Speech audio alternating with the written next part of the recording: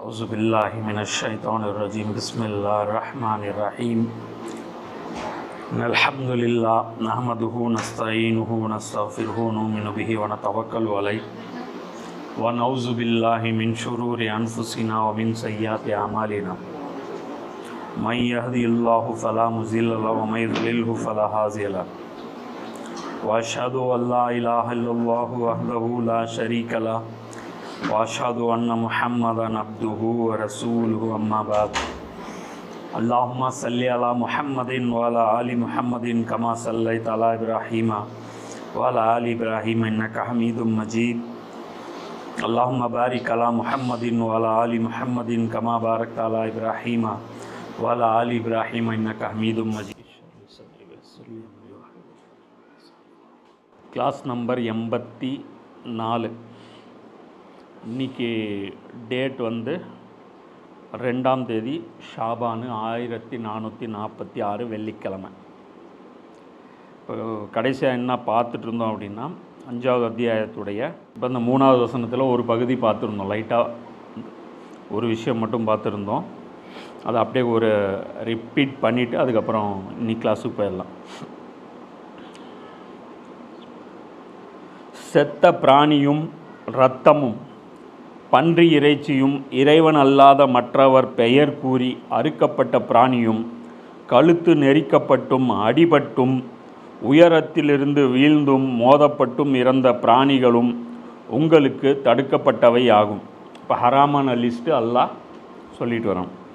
மேலும் கொடிய விலங்குகளால் கடித்து குதறப்பட்ட பிராணிகளும் தடுக்கப்பட்டவையாகும்.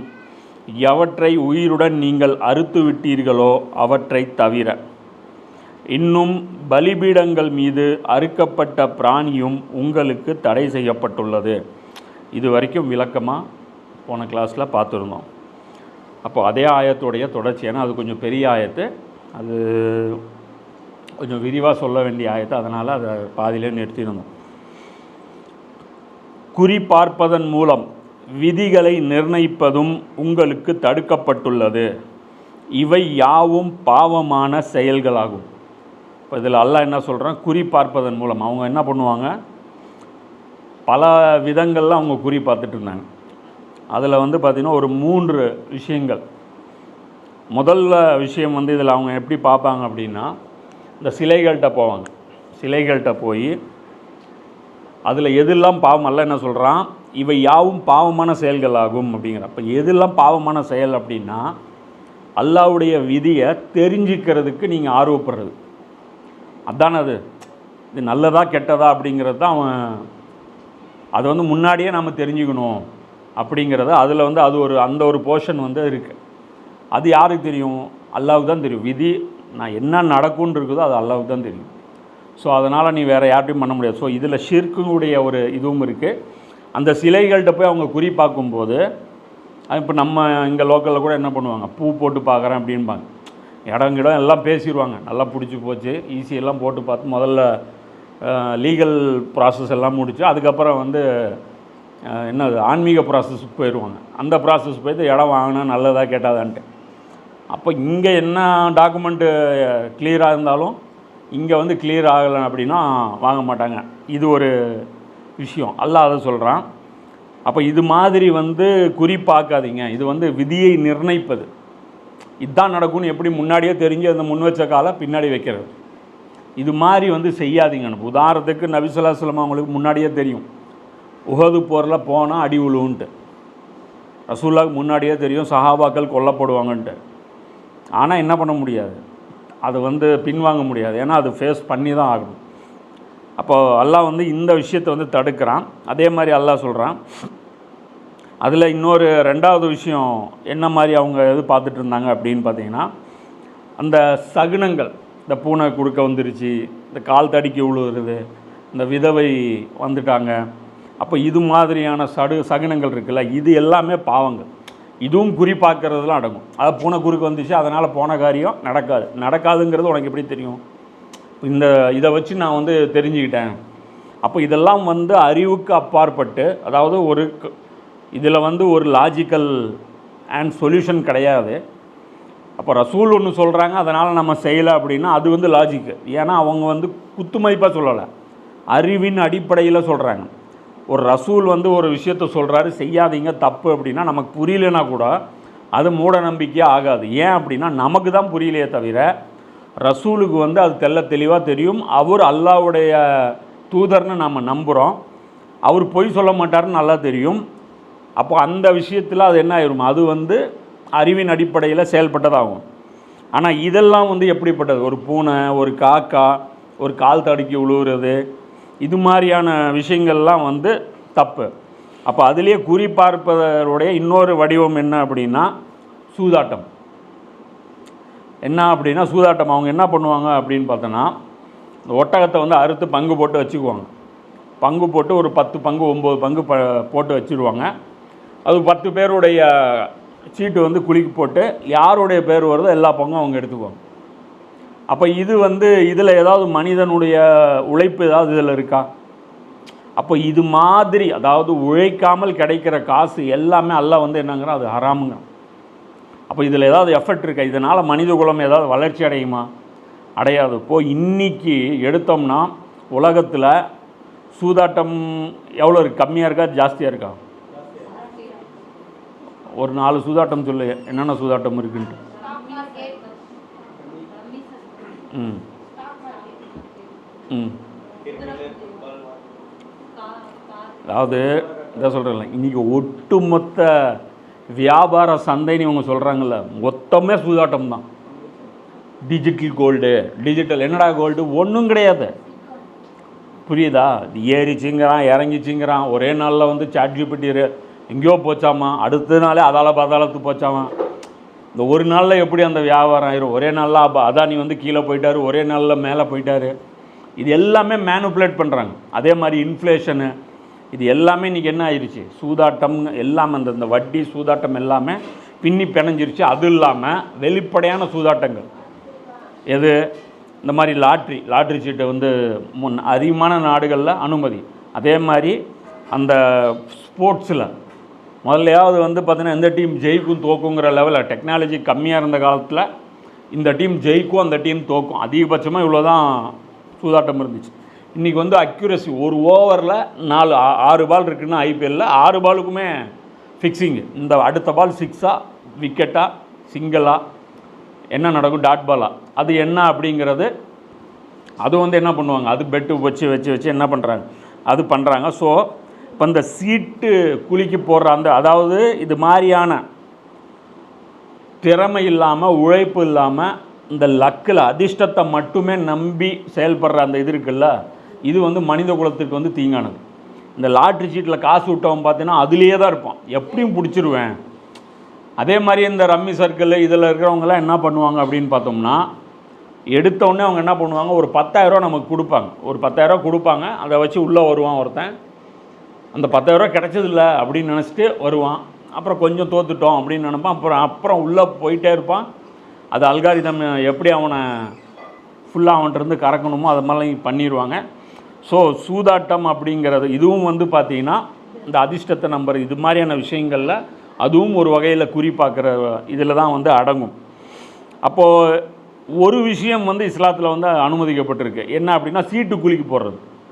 அப்போ இந்த சீட்டு குலுக்கி போட்டு ஒரு விஷயத்தை தீர்மானம் பண்ணுறது அது சரிங்கிறாங்க.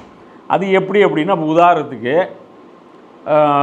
இப்போ ஒரு 10 பேர் இருக்கிறாங்க, மரியம் அலைஹிஸ்ஸலாம் இருக்காங்க, அவங்கள வந்து யார் எடுத்து வளர்க்கணும் அப்படிங்கிறாங்க. 10 பேருமே ஆர்வப்படுறாங்க, நான் தான் அந்த நன்மையை வந்து சம்பாதிப்பேன் அப்படின்ட்டு. அப்போ 10 பேரும் விட்டு தர மாட்டேங்கிறாங்க. இப்போ என்ன பண்ண முடியும்?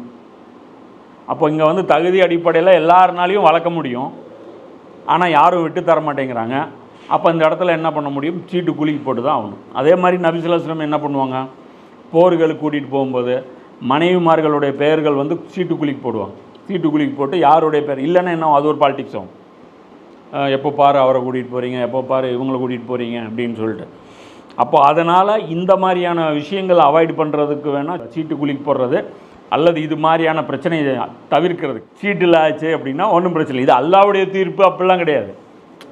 யார் அப்படிங்கிறது நம்ம டிசைட் பண்ணுறோம். இதில் வந்தால் இது காமன், அதாவது ஒத்துட்டு போயிடணும்ல, வேறு வழி இல்லை. இப்போ உதாரணத்துக்கு இப்போ மேட்சாக கிரிக்கெட்டாக இருக்கட்டும், எல்லாமே இருக்கட்டும், இந்த டை பிரேக்கர் எல்லாமே முடிஞ்சிருச்சுன்னா கடைசியில் டாஸ் தான். ஃபுட்பால் கொண்டு எல்லாத்துலேயுமே சொல்கிறேன், டை பிரேக்கரில் எல்லாமே மேட்ச் ஆகி வந்துருச்சு அப்படின்னா எத்தனை டை பிரேக்கர் ஷூட் அவுட் நடத்தி என்ன 100 ஷூட் அவுட்டை நடத்துவாங்க.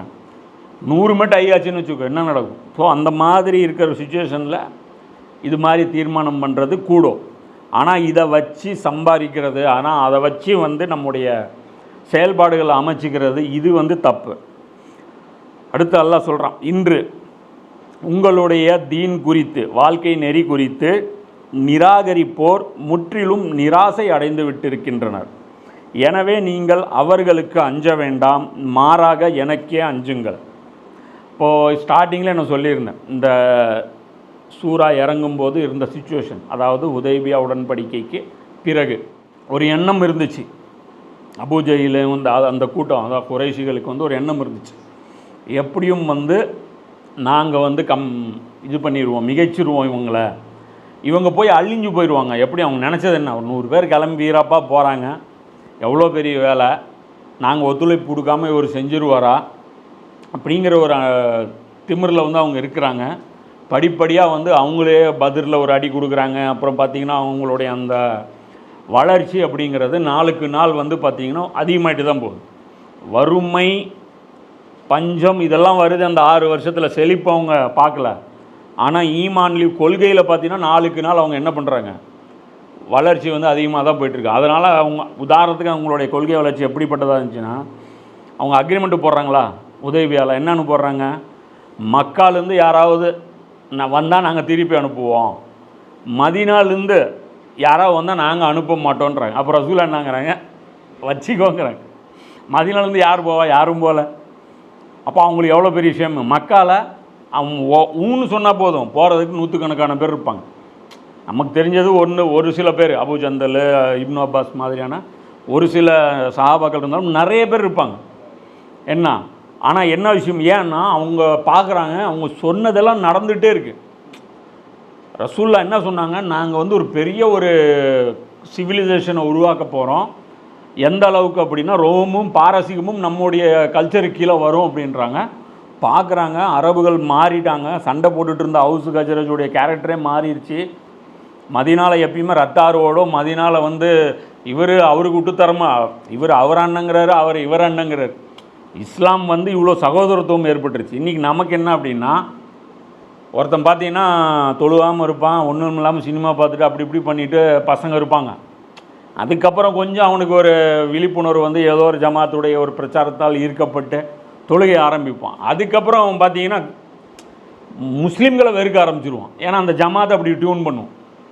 இந்த ஜமாத் அவனுக்கு எதிராக டியூன் பண்ணும், இவன் எதிரி, இவன் விரோதின்ட்டு. அதாவது இஸ்லாம் அன்பை கொடுக்கும். ஆனால் நம்ம இன்னைக்கு கற்றுக் கொடுத்துட்ருக்கிற இஸ்லாத்துடைய வெர்ஷன் என்ன ஆகுது, பிளவுகளை தானே ஏற்படுத்துது. அது வரைக்கும் ஃப்ரெண்டாக இருந்திருப்பாங்க. இப்போ கேட்டால் சண்டை போட்டுக்குவான். ஏன்னா அவன் வேறு ஜமாத்து, இவன் வேறு ஜமாத்து. அவன் இங்கே கட்டுவான், நான் இங்கே கட்டுவான். நான் கூப்பிட்டேன் வரல அவன் பயானுக்கு, எவ்வளோ ஃப்ரெண்டு தெரியுமா, நான் கூப்பிட்டு அவன் வரலம்மா. அவன் என்னம்பா, எனக்கு அவன் எவ்வளோ ஃப்ரெண்டு தெரியுமா, நான் கூப்பிட்டு அவன் வரலம்மா. இவன் என்ன சொல்லுவான், நான் அவன் நல்லது சொன்னேன் நீ கேட்கலம்மா. அவன் என்ன சொல்லுவான், நீ நாசமாக போகணுன்னா நானும் சொன்னேன், நானும் நல்லது சொன்னேன்மா. அப்போ இதிலேருந்து புரிஞ்சுக்கணும், இஸ்லாம் என்ன பண்ணுச்சு, நாம் இன்றைக்கி இஸ்லாத்தை எப்படி எடுத்துகிட்டு போகிறோன்ட்டு. வெறுப்பு நீங்கணும். அப்போ இஸ்லாம் நம்ம கற்றுக்கிட்டோம்னா இது சொசைட்டிக்கு மட்டும் கிடையாது, ஃபேமிலிக்கு உள்ளேயும் சொல்கிறேன். சின்ன சின்ன விஷயங்களை நம்ம மெச்சூரிட்டி காட்டணும். எவ்வளோ பெரிய உண்மைகள் அல்லாஹ் நமக்கு தீன் மூலமாக தெரிய வைக்கிறான். இந்த வாழ்க்கை இதோடு முடிய போகிறது இல்லை, இதுக்கப்புறம் ஒரு வாழ்க்கை இருக்குது, அதுதான் அசல் வாழ்க்கை, இது ஒரு பிரச்சனையே கிடையாது. இதெல்லாம் ஊதி பெருசு பண்ணிவிட்டு நீங்கள் இதை நினச்சிட்டு உங்கள் டைமு எனர்ஜியெல்லாம் இதில் லாஸ் ஆச்சு அப்படின்னா, அந்த நாள் நீங்கள் அடுத்த மறுமைக்கு, அடுத்த வாழ்க்கைக்கு நீங்கள் எப்படி ப்ரிப்பேர் ஆவீங்க? உங்கள் வாழ்க்கையே தொலைச்சிட்டு அங்கே போனால் இந்த இருக்கக்கூடிய ஒவ்வொரு second, every time, every minute valuable. அப்போ அது தெரியாமல் நம்ம இங்கே வாழ்ந்துட்டுருக்கோம். அப்போது இன்றைக்கி உங்கள் எந்த அளவுக்கு இருக்கிறாங்க அப்படின்னு, எந்த அளவுக்கு அன்றைக்கி ஆகிட்டாங்க அப்படின்னா, இந்த ஸ்டேஜ் வரும்போது மறுபடியும் சஹாபாக்கள் ரிவர்ஸில் வருவாங்கங்கிற அந்த நம்பிக்கை உங்களுக்கு இல்லை. என்ன ஆஃபர் கொடுத்தாலும் வரமாட்டாங்க, மிரட்டினாலும் வரமாட்டாங்க. இவங்களை ஒன்றும் பண்ண முடியாதுங்கிறது அந்த தோல்வி மனப்பான்மைக்கு அவங்க வந்துட்டாங்க. அப்போ அதுதான் அல்லாஹ் சொல்கிறான், நிராகரிப்போர் முற்றிலும் நிராசை அடைந்து விட்டனர். எனவே நீங்கள் அவர்களுக்கு அஞ்ச வேண்டாம், மாறாக எனக்கு அஞ்சுங்கள். இப்போ இந்த இடத்துல அல்லாஹ் என்ன சொல்கிறான், இத்தனை நாள் தீனில் சில விஷயங்கள் நீங்கள் செய்யாமல் இருந்தீங்க, அதுக்கு ஒரு எக்ஸ்கியூஸ் இருந்தது. என்ன? இவர்களை பார்த்து நீங்கள் பயந்துட்டு இருந்தீங்க, பயம் இருக்கக்கூடிய ஒரு சூழல் இருந்துச்சு. இப்போ அது நீங்கியாச்சு. இப்போ இருக்கிறது என் பயம் மட்டும்தான். இனி நீங்கள் நான் சொல்கிற வேலை செஞ்சாங்க. அப்போது நிம்மதியாக வாழ்க்கை அங்கே கிடச்சிருச்சு. ஆனால் அல்லாஹ் இது எதுக்கு ஒரு இது போடுறான்னா, இந்த ஸ்டேஜுக்கு அப்புறம் தான் வெளியே போய் இவங்க போர்கள் புரியுறாங்க. இது வரைக்கும் சண்டை போட்டதெல்லாம் சின்ன கூட்டம். அபூஜெயில் இவங்கெல்லாம் யார்? சின்ன கூட்டம். அடுத்து சண்டை போட்டது எல்லாமே பெருசு. கைபரு, தபுக்கு, அது ரோமு, எல்லாம் ரத்த ஆறு. அதுக்கப்புறம் சஹாபா. இது ரசூல் இது வரைக்கும் பார்த்தீங்கன்னா ஒரு 100-200 பேருக்குள்ளே தான் செத்துருப்பாங்க. இதுக்கப்புறம் பார்த்தீங்க அப்படின்னா ஆயிரக்கணக்கான பேர் சாகிறாங்க. ஒவ்வொரு போர்லேயும் மிகப்பெரிய விலை கொடுக்க வைக்கிறாங்க. அது எதுக்குன்னா அல்லாஹ் இங்கே சொல்கிறான். என்ன சொல்கிறான்? நீ மனிதர்களுக்கு பயந்துட்டு இருந்த காலம் போயிடுச்சு, இனி நீங்கள் எனக்கு தான் பயப்படணும். அப்போ என்னுடைய வேலையை நீங்கள் என்ன பண்ணக்கூடாது, எந்த விதத்துலேயும் ஸ்லோ பண்ணக்கூடாது. இந்த ரீசன் சொல்லி எங்களுக்கு தடைகள் இருக்குது அப்படின்னு சொல்லி நீங்கள் ஸ்லோ பண்ணக்கூடாது, வேகமாக போகணுன்னாங்க.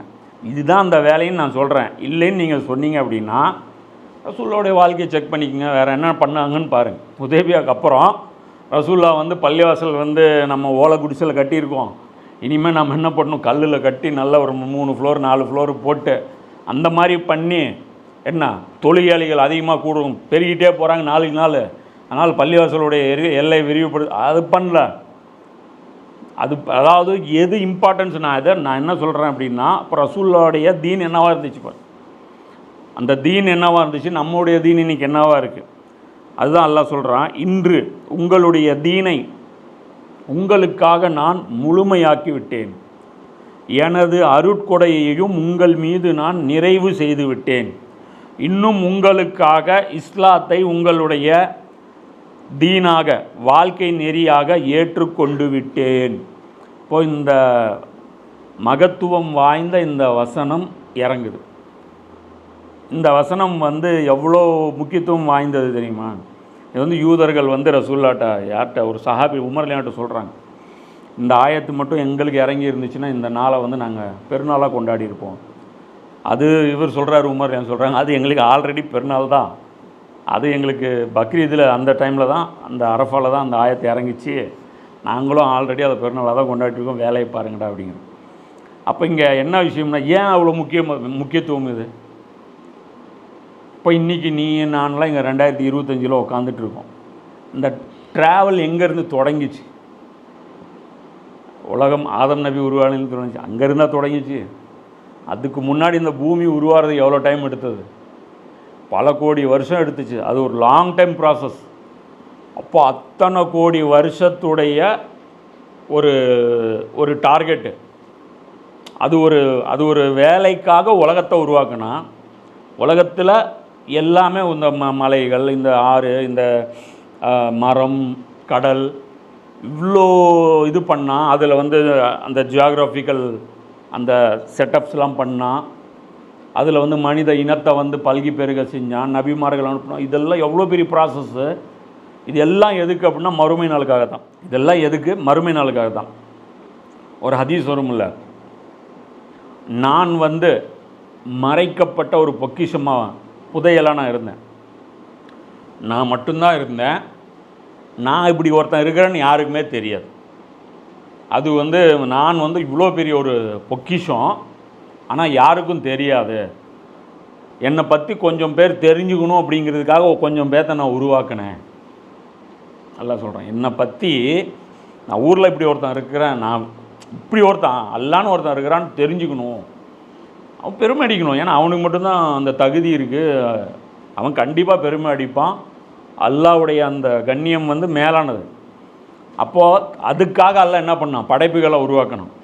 அப்போ அந்த படைப்புகள் எல்லாமே அவனை அறிஞ்சு அவனுடைய மகத்துவத்தை பார்த்து பயந்து, என்னென்னமோ நடந்துருச்சு அந்த வரலாற்றில். ஜின்கள் படைக்கப்பட்டு என்ன அவங்க ஒரு வாழ்க்கை வாழ்ந்து என்னென்னமோ நடந்துருச்சு, நமக்கு தெரியல யார் எத்தனை பேர் உருவாக்கப்பட்டாங்க அழிக்கப்பட்டாங்கன்ட்டு. இப்போ இந்த லாங் ப்ராசஸ்ஸு ஆதம் நபிட்ட அல்லாஹ் சொல்கிறான்ல, நான் உங்களுக்கு வழி காமிச்சிட்டே இருப்பேன், நீங்கள் ஃபாலோ பண்ணிகிட்டே இருக்கணும், ஒரு நாள் வரும் இந்த பூமி வந்து நான் அதோட முடிச்சிருவேன் அப்படின்னு. அந்த இறுதி நபியோடைய ஷரியத்து கம்ப்ளீட் பண்ணுற வசனம் இது.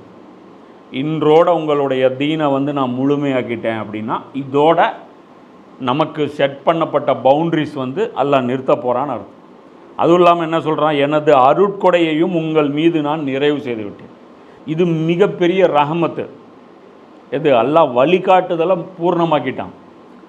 இன்னும் உங்களுக்காக உங்கள் இஸ்லாத்தை உங்களுடைய தீன் வாழ்க்கை நெறியாக ஏற்றுக்கொண்டு விட்டேன். நான் வந்து இஸ்லாத்தை வாழ்க்கை நெறியை நான் அக்செப்ட் பண்ணிட்டேன், இதோட முடிஞ்சதுங்கிறான். அப்போ இந்த இடத்துல முக்கியமாக ஒரு விஷயம் புரிஞ்சுக்கணும். என்ன அப்படின்னா, தீன் கம்ப்ளீட் ஆயிடுச்சா? ஆமாம், ஆயிடுச்சு. ஆனால் தீன் கம்ப்ளீட் இன்னும் ஆயிட்டுருக்கா? தீனுடைய தொடர்ச்சி இன்னும் படிப்படியாக வளர்ந்துட்டுருக்கா? ஆமாம். ஒரு சில துறைகள் பூர்ணமாயிடுச்சு. குடும்பத்துறைகள், ஃபேமிலி ஸ்ட்ரக்சர் கயாமத் வரைக்கும் அவ்வளோதான். ரசூல்லாலேருந்து மறுமை நாள் வரைக்கும் ஃபேமிலி வந்து அப்படி தான். ஃபேமிலினா ஒரு அம்மா, ஒரு அப்பா, ஒரு அது குழந்தைன்னா குழந்தை தான், அவனுடைய ரோல் மாறாது. அதே மாதிரி இபாதத், அதாவது வணக்க வழிபாடுகள், சுபுனா சுபு தான். அந்த சூரியன் உதிக்கிறதுக்கு முன்னாடி வருதில்ல, அதுதான் சுபு எல்லா ஊருக்கும். சரியா? எங்கள் ஊரில் வந்து சுபுங்கிறது 8 வர, சூரியனுக்கு அப்புறம் வரும்லாம் கிடையாது. சூரியன் முன்னாடி வர்றது தான் சுபு. அதுதான் 2 ரக்காத்து. புரியுதா? மகரிபுனா சூரியன் மறையும் போது. அப்போது இதில் ஃபிக்ஸடு. ரமலான்னா ரமலான் தான், நோம்புனா நோம்பு தான், ஹஜ்ஜுனா அதே காபத்துல்லா தான். புரியுதா? இதில் எதுவுமே சேஞ்ச் வராது. ஆனால் மனிதனுடைய அந்த சோஷியல் ஸ்ட்ரக்சர் இருக்குது பாரு, இது வந்து எக்ஸ்பெண்ட் ஆகிட்டே போகும். நபி ஸல்லல்லாஹு அலைஹி வஸல்லம் காலத்தில் என்ன இல்லை, இது மாதிரியான நேஷன் ஸ்டேட்டு கிடையாது, நாடுகள் அப்படிங்கிற ஒன்று கிடையாது, இவ்வளோ பெரிய தகவல் தொடர்பு கிடையாது. அதே மாதிரி நிறைய விஷயங்களையும் பார்க்குறோம். கரண்ட் இருக்குது, பெட்ரோல் இருக்குது, ட்ரெயின் இருக்குது. இப்போ இதுக்கெல்லாம் சட்டம் போடுறோம்ல, ட்ரெயினுக்கு சட்டம் போடுறோம், இதுக்கு சட்டம் போடுறோம், டேக்ஸிங் சிஸ்டம் போடுறோம். புரியுதா? அப்போ இந்த டிபார்ட்மெண்ட் எல்லாம் பார்த்தீங்கன்னா வளர்ச்சி அடைஞ்சிக்கிட்டே போகுது. இதுக்கு அல்லாட்டிருந்து வழிகாட்டுதல் வந்துருச்சா இல்லை இனிமேல் வரணுமா, இதை எப்படி செய்யணும்? இதுக்கு தான் குர்ஆன் என்ன சொல்லுது அப்படின்னா, எந்த விஷயங்கள் எல்லா காலத்துக்கும் காமனோ அந்த விஷயங்கள் எல்லாம் பூர்த்தி ஆக்கிட்டான். எது? குடும்பம், தனிநபர் ஒழுக்கம். பொய் பேசுகிறது அன்றைக்கும் ஹராமு, இன்றைக்கும் ஹராமு. புரியுதா? இதில் எதுவும் நம்ம ஆட் பண்ண வேண்டியதெல்லாம் கிடையாது. அது மாதிரி தனிநபர் ஒழுக்க நெறிகள், குடும்ப அமைப்புகள், அதே மாதிரி அல்லாஹ் சார்ந்த வணக்க வழிபாடுகள், இது எல்லாம் இந்த 3 துறைகள் கம்ப்ளீட் ஆயிடுச்சு. புரியுதா? இன்னொன்று 4வது எடுத்திங்கன்னா சமூக கட்டமைப்பு, சோசியல் ஸ்ட்ரக்சர் எப்படி இருக்கணும், அதுவும் கம்ப்ளீட் ஆயிடுச்சு. இப்போது கம்ப்ளீட் ஆகாதது எதுன்னு பார்த்தீங்கன்னா அரசியல், பொருளாதாரம். இது ரெண்டும் வளர்ந்துகிட்டே போகும். உதாரணத்துக்கு நபி ஸல்லல்லாஹு அலைஹி வஸல்லம் காலத்தில் ரசூல்லாவை தலைவராக யார் தேர்ந்தெடுத்தா? அல்லாஹ். இப்போ ரசூல்லா போயிட்டாங்க, அடுத்த தலைவர் யார் தேர்வு பண்ணணும்? இந்த கணக்குப்படி அல்லாஹ் தான் தேர்வு பண்ணணும். அதானே கரெக்டு. போன தலைவர் யாரை செலக்ட் பண்ணாங்க? அல்லாஹ் செலக்ட் பண்ணான். அடுத்த தலைவர் அல்லாஹ் தான் செலக்ட் பண்ணணும். இப்போ பண்ணல, சரி, வாட் இஸ் நெக்ஸ்ட்டு? அப்போ யார் தலைவர், யார் தலைமை தாங்கணும் மனித கூட்டத்துக்கு? அப்போ நம்மளே யார் சிறந்தவரோ அவர் தலைமை தாங்கணும். அப்போ உங்களில் சிறந்தவர் யார்? தெரியாது. ரசூலா அப்படியே அம்போன்னு விட்டுட்டு போனாங்க. எழுதி தரேன்னாங்க, அப்புறம் அல்லாஹ் அதுக்கு பின்னாடி வேணான்னா அப்படியே விட்டுட்டு போயிட்டாங்க, பார்க்கலாம் என்ன பண்ணுறாங்கன்ட்டு. அப்போது உங்களில் சிறந்தவர் யார்? ரசூலா ஹிண்ட்டு கொடுத்துட்டு போனாங்க. யார்? தக்வாவில் யார் சிறந்தவர்னு. அதை ரசூலா சொல்லிட்டு போயிட்டாங்க. இது அதாவது 3 டாட் வச்சுட்டாங்க. உங்களில் சிறந்தவர், தக்வாவில் சிறந்தவர். புரியுதா? அபூபக்கருக்கு தக்வா இருக்குது, உங்களுக்கு தலைமை தாங்கிறவர் உங்களில் சிறந்தவராக இருக்கணும். அவ்வளோதான். இதை 3ஐயும் கனெக்ட் பண்ணி, அப்போ தக்வாவில் சிறந்தவர்னு அபூபக்கர் நம்ம சர்டிஃபிகேட் ரசூலா கொடுத்தாங்க. அந்த 10 சொர்க்கவாசிகளுக்கு ரசூலா கொடுத்தாங்க. சரி, இந்த 10 பேர் போயிட்டாங்க. இப்போ எல்லாரும் கிளைம் பண்ணுறாங்க எங்களுக்கு அதே அளவு தக்குவா இருக்குது, எனக்கும் 150 கிராம் தக்குவா இருக்குது, இவருக்கும் 150 கிராம் தக்குவா இருக்குங்கிறேன். இப்போ தக்குவா மிஷின் எங்கே விற்கிது? இப்போ என்னங்கிறான், இப்போ மோடியும் வந்து கேட்குறாரு, என்கிட்ட ஆட்சியை கொடுங்க, நான் உங்களுக்கு வந்து 15 லட்சம் ரூபா தரேன், பெட்ரோல் வந்து பாருங்கள், இவர் வந்து இவ்வளோ ரேட் ஏற்றிட்டார், 45 ரூபா ஆக்கிட்டார், நான் வந்து கம்மி ஆக்குறேன்னார். இவரும் கேட்டார், மன்மோகன் சிங்கும் கேட்டார். மக்கள் வந்து இவரை வந்து நேர்மையாளராக உண்மையாளராக நம்பி கொடுத்தாங்க. சரியா? அது மாதிரி தான் ஒவ்வொரு இடத்துலையும். புரியுதா நான் சொல்கிறது? இப்போது கொடுத்ததுக்கப்புறம் தான் தெரியும் இவர் என்ன பண்ணுறாருன்ட்டு. ஆனால் அந்த லீடர்ஷிப் பொறுத்த வரைக்கும், ரசூலுல்லாவும் சஹாபாக்களுடைய லீடர்ஷிப் பொறுத்த வரைக்கும் முன்னாடியே தெரியும் அவங்க நல்லவங்கன்ட்டு. மற்றவங்களை பொறுத்த வரைக்கும் எல்லோரும் சமம். இப்போ இன்றைக்கி வந்து துறைகள் மாறிடுச்சு. இப்போ அன்றைக்கி வந்து அவங்களுடைய தலைவர்களை வந்து அவங்களுடைய பேச்சு கட்டுப்பட்டுருந்தாங்க. குலத்தலைவர்னால் யார்? பிறவி அடிப்படையில் அந்த குலத்தில் பிறந்த ஒருத்தர். புரியுதா? இன்றைக்கி பிறவி தலைமையை யாராவது இன்றைக்கி ஒத்துக்கிறாங்களா? எந்த குலமாவது இந்த குலத்துடைய தலைவருடைய பேச்சை நாங்கள் என்ன குலம் கோத்திரம்னே தெரியாது. குலமாவது மண்ணாங்கட்டியாவது எல்லாம் ஓரம் பேர். யாருக்கு டேலண்ட் இருக்கும் எலெக்ஷன் வைப்பான். ஒரு ஜாதி கட்சிக்குள்ளே கூட என்ன பண்ணுவாங்க, அந்த ஜாதி கட்சிக்குள்ளே உள்ள இந்த சங்கத்துக்கு யார் தலைவர் வர்றதுன்னு எலெக்ஷன் வைக்கிறான். யாரும் வந்து தன்னை விட மேலானவன்னு ஒருத்தரை போட்டி இல்லாமல் ஒத்துக்கிறது கிடையாது. மோதி பார்த்துட்டு ப்ரூவ் பண்ணி போ அப்படிங்கிறாங்க. அப்போ இது மனித குலம் வந்து ஒரு வளர்ச்சி அடைஞ்ச ஒரு சிஸ்டம். அப்போது இதுக்கெல்லாம் வந்து இஸ்லாம் என்ன தெரியுமா சொல்லுது? ஒரு வழிகாட்டுதல் மட்டும் காமிக்குது. புரியுதா? அதாவது சில துறைகளுக்கு கம்ப்ளீட் பண்ணியாச்சு, அது ஓப்பனே பண்ணக்கூடாது சாப்டர். ஆனால் கூத்து என்னன்னா அதில் தான் நம்ம இன்றைக்கி ஓப்பன் பண்ணிருக்கோம். இபாதத்தில் தான் இன்றைக்கி நம்ம ஃபித்னா பண்ணிருக்கோம். தொழுகை அந்த காலத்து பிரச்சனை, இன்றைக்கி இந்த காலத்து பிரச்சனையா? தராவி 8-20 அதெல்லாம் முடிஞ்சு போன மேட்ரு. அது வந்து வருஷம் டிபேட் ஆகிறாங்களா இல்லையா? வருஷம் நெஞ்சு கட்டுறது, விரலாட்டுறது டிபேட் ஆக்குறாங்களா இல்லையா?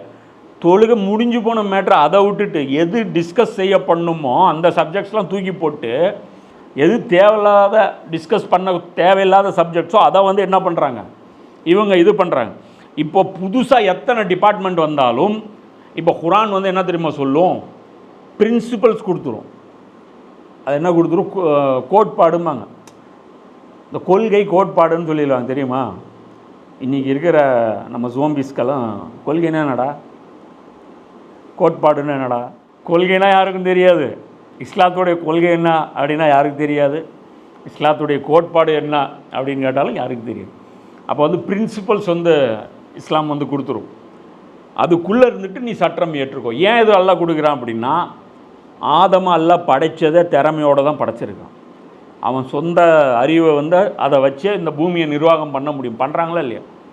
இன்றைக்கி வந்து அமெரிக்காவில் வந்து ஒரு ஃப்ளைட் வந்து கிராஷ் ஆச்சு. கிராஷ் ஆனது பார்க்கக்கூடாது. அந்த ஏர் டிராஃபிக் கண்ட்ரோல் எப்படி பண்ணுறாங்கன்னு போய் உட்காந்து பாரு. ஒரு நாளைக்கு அந்த ரூமில் உட்காந்து பைத்தியம் முடிச்சிடும். ஆயிரக்கணக்கான ஃப்ளைட்டு அந்த ஏர்போர்ட்டில் வந்து லேண்ட் ஆகும். 1 நிமிஷம் 2 நிமிஷம். டெல்லி ஏர்போர்ட்லாம் போனோம்னா நம்ம வருவோம், இப்படி டேக் ஆஃப் எடுப்போம், பின்னாடி அவன் ரெடியாக நின்றுருப்பான். ஒருத்தன் இறங்குவோம், டைமெல்லாம் கிடையாது, 1 நிமிஷம் கேப் தான் கிடைக்கும். மாற்றி மாற்றி மாற்றி மாற்றி போயிட்டுருப்பாங்க. ஒன்றோடு ஒன்று மோதிக்காமல் நிர்வாகம் எவ்வளோ சூப்பராக பண்ணுறாங்க. ஸோ எதுக்குன்னா அல்லாஹ் வந்து என்ன பண்ணுறான், மனிதனுக்கு டேலண்ட் இருக்குது, இவனுக்கு எல்லா விஷயத்தையும் சொல்லி கொடுக்க தேவையில்லை. புரியுதா? ஒரு கட்டம் வரைக்கும் தான் அல்லாஹ் வந்து என்ன பண்ணுறான், நானும் கொஞ்சம் கூட ட்ராவல் பண்ணுறேன். ரசூல்லா வரைக்கும் வந்து மனிதனுடைய அறிவு என்ன ஆயிடுச்சு, டெவலப் ஆகி அண்டர்ஸ்டாண்டிங் லெவல் பெருசாக ஆயிடுச்சு. இனி நான் உங்களுக்கு ஐடியா கொடுக்குற அளவுக்கு நீங்கள் இல்லை. அதுவும் இல்லாமல் ரசூல்லா வந்து உங்களுக்கு வாழ்ந்து காமிச்சிட்டாங்க. ஸோ இனி இந்த பவுண்ட்ரியில் இருந்துட்டு நீங்களே பண்ணுங்க. இப்போ சில பிரின்சிபல் கொடுத்துருக்கான். உதாரணத்துக்கு ஒரு பிரின்சிபல் எது, அரசியல் விஷயத்தில் என்ன பண்ணணும். அல்லாஹ் என்ன சொல்கிறான், பதவி ஆலோசனை அடிப்படையில் தேர்வு செய்யணும். தலைவரை எப்படி தேர்வு செய்யணும், ஆலோசனையின் அடிப்படையில் தேர்வு செய்யணும். அப்போ யார்கிட்ட ஆலோசனை கேட்கணும், மக்கள் எல்லார்ட்டையும். இப்போ நீங்கள் என்ன சொல்கிறான், எல்லார்ட்டையும் கேட்கணுங்கிற, அதுதான் ஜனநாயகம். நானும் சொல்லணும் எனக்கு இவன் தலைவன்ட்டு. நான் ஒத்துக்கிட்ட ஒரு ஆள் டேக்ஸ் போட்டால் தான் அந்த டேக்ஸ் இவன் கட்டுவான். வெள்ளைக்காரன் டேக்ஸ் போடும்போது எதுத்தானா, கட்ட முடியாது, நாங்கள் பண்ண மாட்டோம், வெள்ளையனே வெளியேறுன்னா. இன்றைக்கி வந்து இவங்க எவ்வளோ டேக்ஸ் ஏற்றுனாலும் இன்றைக்கி கட்டுறோமா, வெளியேறுங்கிற அந்த வார்த்தை சொல்ல மாட்டோம். புரியுதா? டேக்ஸை குறைன்னு தான் பேசுவோம். ஆனால் வெள்ளைக்காரன் டேக்ஸை குறைன்னு பேசலை, நீயே போ அப்படின்னும். ஏன்னா அவன் தலையில் ஏறி உக்காந்தவன். இது நம்மளாக ஏற்றி உட்கார வச்சது. நம்மளாக ஏற்றி உட்கார வச்ச ஆளை வந்து நம்ம வந்து விரட்ட முடியாது. நீ தானே உட்கார வச்ச, புரியுதா? உன் ஒப்புதலோடு தானே உட்கார வச்ச. அதனால் அப்போ ரெண்டுக்கு டிஃப்ரெண்ட்டு, புரியுதா? ஆனால் பிடிக்கல செயல், ஆனால் சகிச்சுக்கிறோம், ஆனால் அங்கே தூக்கி போட்டுறோம். அப்போது அல்லாஹ் இங்கே என்ன பண்ணுறான், பிரின்சிபல் கொடுத்துட்டான். ஆட்சியாளர் தேர்வு மக்களின் ஆலோசனை அடிப்படையில் இருக்க வேண்டும். இது முதல்ல உலகத்துக்கு லான்ச் பண்ணது ரசூல்லா தான். அபூபக்கர்லினுடைய தேர்வு, உமர்லினுடைய தேர்வு, 4 கலீஃபாக்களுடைய தேர்வு, 5வது கலீஃபா வரைக்கும் ஹசன் ரலியல்லாஹு அன்ஹு வரைக்கும் இப்படி தான் இருந்துச்சு. அதுக்கப்புறம் தான் மாற்றப்படுது. அதனால் அதோடைய விளைவு தான் இன்றைக்கி நம்ம அசிங்கப்பட்டு இன்றைக்கி உலகத்தில் நாரி போயிட்டுருக்குறோம். அதே மாதிரி பொருளாதாரம், பெட்ரோல் வந்துருச்சு, எண்ணெய் வளம் வந்துருச்சு, கனிம வளம் வந்துச்சு. இதை பற்றி குரானில் இல்லை, ஹதீஸ்லையும் இல்லை. பெட்ரோலை எப்படி பங்கிடணும்னு ஹதீஸில் இல்லை. ஆனால் ஒரே ஒரு வார்த்தை மட்டும் குரானில் இருக்குது. என்ன தெரியுமா? ஏழை ஆகிட்டே இருக்கக்கூடாது, பணக்காரனாகிட்டே இருக்கக்கூடாது. இது நடக்குதான்னு பார்த்துங்கன்ட்டான். ஒரே விஷயம், சிம்பிளாக மேட்ரு முடிச்சிட்டான் பாருங்க. அதுதான் மௌலானா மௌலவி சொல்லுவார், இன்றைக்கி பொருளாதாரத்தை பற்றி நாம் யார்கிட்டையா போய் பேசினா, இந்த பொருளாதார நிபுணர்னு ஒருத்தன் வருவான். அவன் பார்த்தீங்கன்னா டப்புன்னு ஒரு 4-5 பவர் பாயிண்ட்டை போட்டு அப்படி அவன் போடுவான் பாரு, கட்டங்கட்டமாக நம்பரா போட்டு இதும்பா, ஜிடிபி குரோத்தும்பா, அதும்பா. இது வந்து இப்படி பார்க்குங்க, பெர் கேபிட்டா இன்கம்ங்கிறது இதுங்க, அது இதுங்க, என்ன ஃப்ளக்சுவேஷனுங்க, மணி இதுங்க, அது இதுங்க, இது வந்து இப்படி மார்க்கெட் இப்படி ஆச்சுங்கப்போ ஒன்றும் புரியாது. கடைசியாக கூட்டி கழிச்சு பார்த்தா போன 10 வருஷத்துக்கு முன்னாடி நான் எப்படி இருந்தேன், 10 வருஷத்துக்கு முன்னாடி என் வீட்டில் ஒரு 5 பவுன் நகை இருந்துச்சு. இன்றைக்கி 10 வருஷம் அப்புறம் இப்போ என்னாச்சு, அந்த நகை விற்றுட்டேன், ரோட்டில் நிற்கிறேன், வாடகை வீட்டில் தான் இருக்கேன், ஒன்றும் டெவலப்மெண்ட் ஆகலை, அதே வேலை தான் செஞ்சிட்ருக்கிறேன், ஓடிட்டுருக்கிறேன், இன்னும் அதை விட ஜாஸ்தியாக ஓடிட்டுருக்கிறேன். அப்புறம் என்ன சொல்கிறாங்க, நீ வளர்ந்துட்டேங்கிறாங்க நம்மளை. நம்ம இவனு என்னங்கிறான், வளர்ந்த மாதிரி தான் தெரியுது ஆனால் காணோமே அப்படிங்கிறான். எதுவும் வளரல. ஆனால் அல்லாஹ் சொல்கிற சிம்பிளான வளர்ச்சி எப்படி தெரியுமா? இப்படி இருக்கணும் குரோத்து. ஏழை ஆகிட்டே போகக்கூடாது, பணக்காரனாகிட்டே போகக்கூடாது. உங்களில் செல்வந்தர்களிடம் மட்டும் செல்வம் சுழன்று கொண்டிருக்கக்கூடாது. செல்வம் வந்து மணி வந்து சுற்றிட்டே இருக்கணும். சொல்லணும் பணப்புழக்கம்னு சொல்லுவோம் தெரியுமா? மார்க்கெட்டில் பணப்புழக்கமே இல்லை, பிளாக் பண்ணக்கூடாது. அதனால தான் ஜக்காத்து கொடுக்க சொல்கிறேன். நல்லா ஃபண்டை நிறுத்துறியா, ஜுவல்லாக கன்வெர்ட் பண்ணுறியா, சேர்த்து வைக்கிறியா, ஏன் சர்க்குலேட் பண்ணி நீ எவ்வளோ சர்க்குலேட் பண்ணுறியோ அவ்வளோ அது திரும்பி வந்துடும். இந்த சேர்த்தி வைக்கிறது, கணக்கு போட்டு ஃப்யூச்சர் அப்படி மதிப்பு போடுறது, இந்த எண்ணி செலவு பண்ணிங்கன்னா அதெல்லாம் வந்து அதில் பர்க்கத் செய்ய மாட்டான். ஸோ ஒன்றும் இல்லை. உதாரணத்துக்கு நிறைய இப்போது சமீபத்தில் பார்க்கலாம், இந்த துருவ உராத்தி ஒரு வீடியோ கூட போட்டிருக்காரு, இந்திய பொருளாதாரம் என்னாச்சு அப்படின்ட்டு. இந்த பிஆர் சுந்தருங்கிறவர் கூட யூடியூப்பில் ஒரு வீடியோ போட்டிருக்காரு, மிடில் கிளாஸ் எப்படி நிலமையில் இருக்காங்க அப்படின்ட்டு, டேக்ஸ் யார் கட்டுறாங்க இன்றைக்கி அப்படின்ட்டு. ஒட்டு மொத்தமாக இப்போ உதாரணத்துக்கு ஒரு ஹெலிகாப்டர் வாங்கினீங்கன்னா 5% டேக்ஸ், ஒரு டிஎஸ்50 வாங்கினோன்னா 28% டேக்ஸ். இது வாங்குறவன் பணக்காரனா, அது வாங்குறவன் பணக்காரனா? வைரத்துக்கு கம்மி டேக்ஸ், தங்கத்துக்கு அதிகம் டேக்ஸ். புரியுதா? மருந்துக்கு டேக்ஸ், ஒரு இன்ஜெக்ஷன் வாங்குறாங்க சுகர் பேஷண்ட்டு, அதுக்கு டேக்ஸ், ஏகப்பட்ட டேக்ஸு. புரியுதா? அப்படி பார்க்கும்போது ஒரு நாட்டில் ஏழைகள் தான், இந்த நாட்டில் ஏழைகள் தான் அதிகமாக வரி கட்டுறாங்க. ஹையஸ்ட் டேக்ஸ் பேயர்ஸ் யார்? அம்பானி, அதாவது ரிலையன்ஸ் கம்பெனி ஒரு குறிப்பிட்ட ஒரு 30 வருஷம் பீரியடை காட்டுறாங்க, ₹1 கூட இன்கம் டேக்ஸ் கட்டல. எவ்வளோ? 30 வருஷத்துக்கு. ஏன்னா அவ்வளோ சலுகைகள், அவ்வளோ சலுகை கொடுத்தா நாய் கூட வளரும். இதில் என்ன போய் அவர் உழைப்பில் என்னத்தை போய் வளர்ந்தார்? அது ஏழைகளுக்கு கொடுங்க, உழைப்பில் ஏன் வளர மாட்டார்? 30 வருஷத்துக்கு நீ ஒன்றுமே பண்ணாதான்னு ஒருத்தனுக்கு கடை வச்சு கொடுங்க. நீ 30 வருஷத்துக்கு வாடகை தராதப்பா, எனக்கும் லாபத்தில் பங்கு தராதப்பா, எப்படி? நீ என்ன வேணாலும் பண்ணிக்கோப்பா, எவ்வளோ வேணாலும் சரக்கு எடுத்துக்கோப்பா, எப்படி? வருஷம் பட்ஜெட்லேருந்து உனக்கு எவ்வளோ சரக்கு வேணாலும் எடுத்துக்கோப்பா, லாஸ் ஆகிறது, எலி கடிக்கிறது, என்ன நனைஞ்சு போனது எல்லாத்துக்கும் நான் நஷ்டத்துக்கு பொறுப்பெடுத்துக்கிறேன் அப்படின்னு சொல்லி ஏழையை வளர்த்து விடுங்க. 30 வருஷம் கழிச்சு அவன் எப்படி இருப்பான்? டிமார்ட் ஒன்று ஓப்பன் பண்ணிட்டு உக்காந்துட்டு இருப்பான். அண்ணாச்சி வாங்க அப்படி சரவணா ஸ்டோர் மாதிரி அப்படி ஆயிடுவாங்க. அப்போது இது தான் ரசூலா பண்ணாங்க. ரசூலா என்ன பண்ணாங்க? இதை பேலன்ஸ் பண்ணாங்க. ரசூலா காலத்தில் 10 வருஷத்தில் என்னாச்சு? அந்த ஏற்றத்தாழ்வு இருந்துச்சுல, அப்படியே டவுன் ஆயிடுச்சு. அதுக்குன்னு பணக்காரங்க டோட்டலாக பாப்பர் ஆகலை. ஆனால் பணக்காரங்களுடைய வளர்ச்சி ஒரு கட்டுக்குள் வைக்கப்படணும். ஏழைகள் அதுக்கு மேலே சுமையேற்றப்படக்கூடாது. இன்றைக்கி வந்து ஏழை போய் ஒரு பெட்ரோல் போய் போடுறான் அப்படின்னா அவனுக்கும் 60% டேக்ஸு. ஒரு பணக்காரன் போய் பிஎம்டபிள்யூவில் போடுறான்னா அவனுக்கும் 60% டேக்ஸு. கேட்டால் இதுக்கு பேர் நீதி. இது நீதியா? இது எப்படி இப்போ நீ எப்படின்னா ஒரு எல்கேஜி குழந்தை கூப்பிட்டு வந்து நீட் எக்ஸாம் கொடுத்து எழுது, நாங்கள் எல்லாரையும் சமமாக தாங்க பார்ப்போம். எப்படி இவனும் மனுஷன் அவனும் மனுஷங்க, உசேனுக்கும் அதே பேப்பருங்க இவனுக்கும் அதே பேப்பருங்க. ஏன் அப்படின்னா நாங்கள் வந்து அப்படி பார்க்கணும். இது வந்து ஆக்சுவலாக இது ஏமாத்துறாங்க, சமமாக வைக்கிறாங்க. அதான் சொல்கிறாங்க. இப்போ ஏன் நீட்டுக்கு எதிர்ப்பு தெரிவிக்கிறாங்க? கிராமத்தில் அந்த அளவுக்கு படிக்கிறதுக்கான வாய்ப்புகள் கம்மி, புரியுதா? இந்த சிட்டியில் இருக்கக்கூடியவங்களுடைய இது வந்து வேறு லெவலில் இருக்கும். டியூஷன் போவாங்க, நல்ல டீச்சர்ஸ் வந்து அந்த ஏரியாவில் இருப்பாங்க, சொல்லி கொடுப்பாங்க. ஸோ அவங்களுடைய அந்த ஸ்கோரிங் ரேட் வந்து ஜாஸ்தியாக இருக்கும், அவங்களுடைய இன்டலெக்சுவல் லெவலும் ஜாஸ்தியாக இருக்கும். அவங்கள போய் கிராமத்தில் இருக்கிறவங்க கூட போட்டி போட்டால், என்னை கொண்டு போய் ஹேண்ட் ரைட்டிங்கு காம்படிஷனில் கொண்டு போய் விசாரமில் கொண்டு போய் விட்டாங்க 7வது படிக்கும்போது. எனக்கு என்னென்னா இங்கிலீஷு ஹேண்ட் ரைட்டிங் காம்படிஷன் நல்லா தான் எழுதுவேன், ஆனால் ரீஃபில்லில் எழுதிட்டுருப்போம். ரீஃபில்லு வெறும் இந்த ஒல்லியாக இருக்கும்ல, பேனா கிடையாது. அப்போல்லாம் ரீஃபிலே தனியாக விற்கும், பேனான்ட்டு இல்லாமல் வெறும் ரீஃபிலே விற்கும். அவங்க வந்து எழுதுறானுங்க, ஹீரோ பெனில் எழுதுறானுங்க. அப்படி பார்த்தா அந்த இங்க் பெனில் அப்படி சுருட்டி அப்படி அழித்து இப்படி பண்ணால் அப்படி வருது. நம்ம இப்படி குச்சியோட்டு பிடிச்சி இதெல்லாம் பிடிச்சி எழுதுனா என்னத்த வரும்? நமக்கு அது ப்ராக்டிஸே கிடையாது. நமக்கு அவங்ககிட்ட ரூல்டு நோட் இருக்கும், இந்த 4 ரூல் இருக்கும். அதில் வந்து பெரிய பி வரும்போது அதோடைய மேலே வந்து இங்கே நிற்கணும், இந்த ஷார்ட் வந்து இதில் வரணும். ஸோ அதெல்லாம் வந்து அவன் ப்ராக்டிஸு. எனக்கு என்ன போய் தரும்? போய் வாங்கினேன் எத்தனாவது 28வது 30வது வந்தேன். கிளாஸ் ரூம் பார்த்தே பயந்துச்சு. நம்ம பலகையில் போய்ட்டு உட்காந்துட்டு இருப்போம். கிளாஸ் ரூம் போனால் டெஸ்க் மாதிரி, என்னடா அது வாத்தியார் உட்கார மாதிரி. அப்போ தான் டெஸ்க்கு பார்க்குறோம், ட்ரா இருக்குது, டெஸ்க் இருக்குது, சேர் இருக்குது.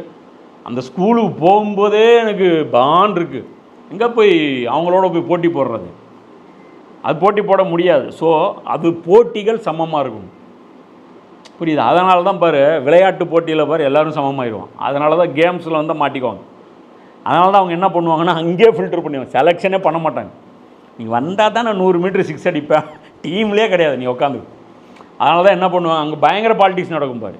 இந்த அவங்க எவ்வளோ நல்லா நீ லோக்கல் டோர்னமெண்ட்டில் விளையாடினாலும் இந்த குறிப்பிட்ட இந்த இனத்தை மேலே வரக்கூடாதுன்னு தடுத்துட்டாங்கன்னா அவன் இங்கேயே ஃபில்டர் ஆயிரும்.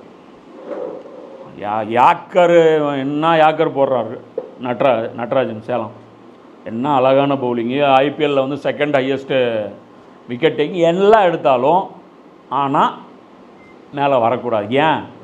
அது அப்படியே தான் இருக்கணும். இவங்க இப்படி தான் மட்டம் தட்டி உட்கார வைக்கணும். ஸோ இது மாதிரியான வரம்புகள் எல்லாம் என்ன பண்ணுறான்னு தெரியுமா? அந்த வளர்ச்சி சமமாக இருக்கணும், எல்லாருக்குமான வளர்ச்சியாக இருக்கணும். இந்தியா வளர்ந்துருக்கு. ஆனால் எல்லாருக்கும் நான் வளர்ந்துருக்கிறேன்னா, ஒவ்வொருத்தனும் வளர்ந்துருக்கானா? ஒரு காமன் மேன் வளர்ந்துருக்கிறானா? சிலர் வளர்ந்துருக்காங்க.